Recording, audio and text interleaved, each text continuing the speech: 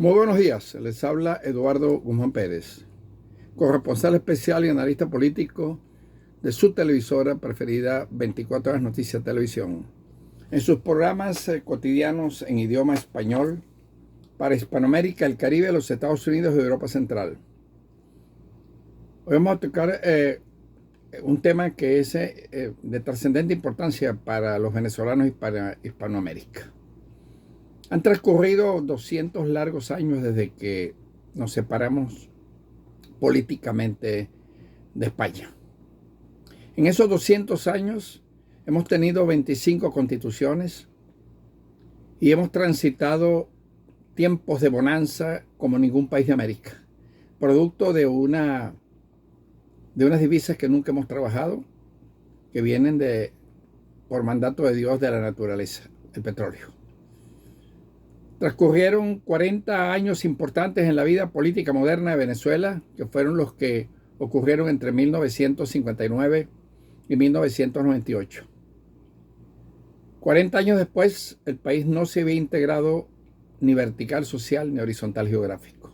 El mismo país de siempre, salvo el quinquenio 1953-1957, que Venezuela dio un salto al desarrollo bajo la administración desarrollista del gobierno del presidente Pérez Jiménez, quien nos civilizó y modernizó e ingresó el país al siglo XX con 53 años de retraso.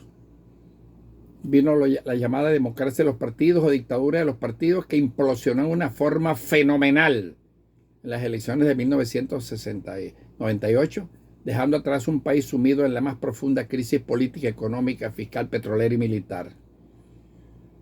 Habían manejado esa forma de administración de los partidos políticos, Acción Democrática y COPEI y el movimiento al socialismo, una suma monstruosa que ningún país de América había recibido en el mismo periodo.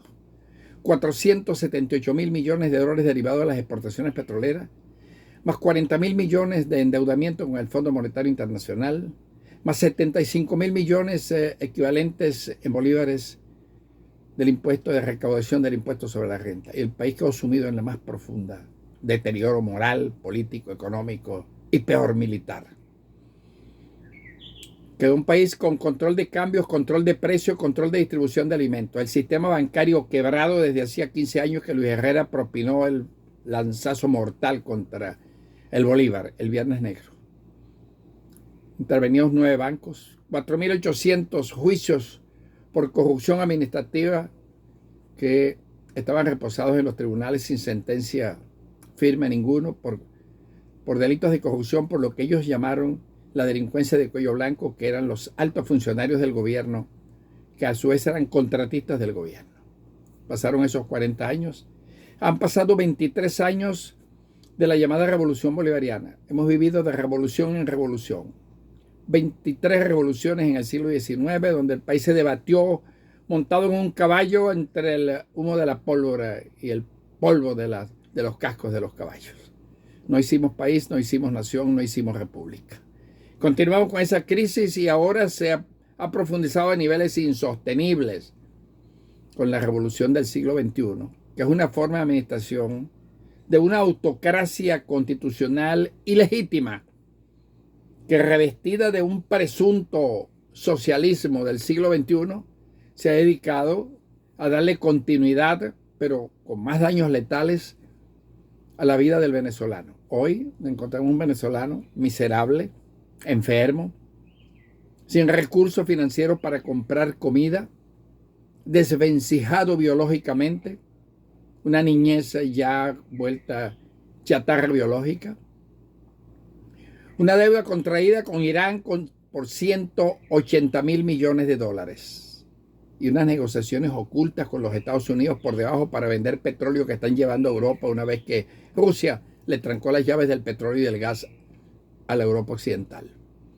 O sea, seguimos siendo el mismo país, en las mismas condiciones, con los mismos políticos tracaleros, sinvergüenza, ladrones, corruptos, negociadores por debajo de la mesa, porque no se ha cambiado. De cada 100 funcionarios del gobierno actual revolucionario del siglo XXI, 100 vienen de los 100, 80 vienen de Acción Democrática.